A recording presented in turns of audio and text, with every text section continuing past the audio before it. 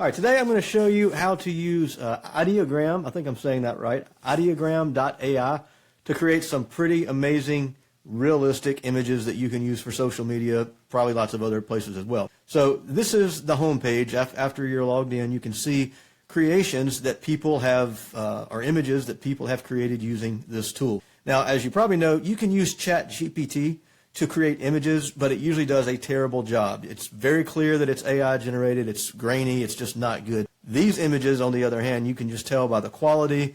I mean, these are fantastic. The challenge is, let's say I wanted to create something like this, which I'll probably see in my night terrors tonight. I would have no idea how to tell this system how to create that type of image with that level of detail. I'm not a designer. I don't speak that language.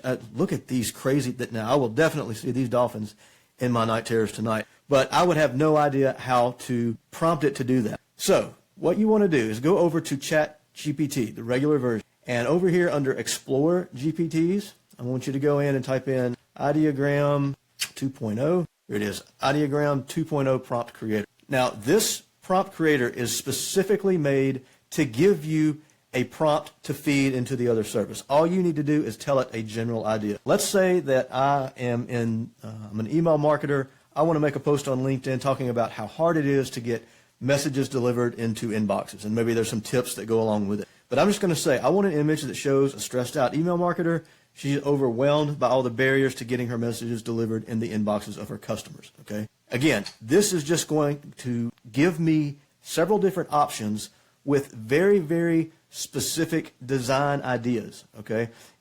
Like there's a realistic style, there's something called graphic design, there's 3D, there's several other types. So what you want to do at this point is just copy this, go back over here, and then at the top where it says describe what you want to see, just paste that in, and I'll zoom in a bit here. I'll leave all of these on by default. One thing that I do play with sometimes is the color palette. You can either say auto, or you can give it like a general tone. I'm just going to choose this one right now. Everything else I'll leave the same. Click on generate, and you'll see down here at the bottom it is compiling. I'm using the paid version. I upgraded. There's a free one that you can try.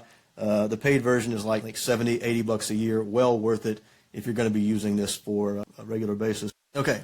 Now it says image complete. I'm going to click on this and let's see what it created. Okay, so that's actually pretty good. Like that exceeded my expectations. So you could take any one of these and use that as a LinkedIn post to illustrate the challenges people have, as an email marketer. But let's go back and look at some other options. Let's look at this 3D style. I'm going to copy this. I'm not even reading this. I'm just copying. I'm going to go up here, paste. Let's say I want a different color tone this time. This with some green. Maybe that's a little bit more on brand with my color palette or whatever. Okay, and here's the result. So definitely changed the color scheme. There's a lot of similarities between the two here, but again, most of these could potentially work. Let's see what else it gave me.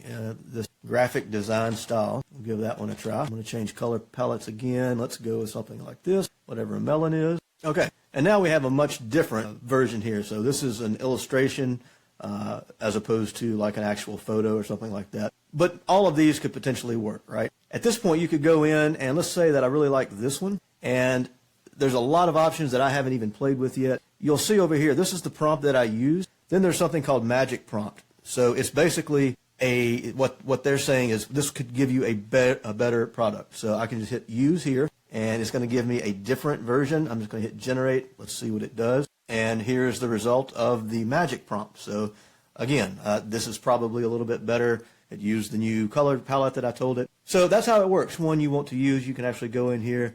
There are ways that you can edit using these tools over here. I haven't played with those yet. But when you're ready, you can just click use. You can click right here, go download PNG, and you're pretty much done at that. The other thing that you can look at is going back to the home screen. Look at the different creations that people have made. And you can start to get a feel for, like if you click on any one of these, you can actually see what that prompt was, what that creator used. And that will start to give you ideas that you can use as you're feeding ChatGPT, or even start typing in your own here. That's how you can get started, and I hope you found that helpful.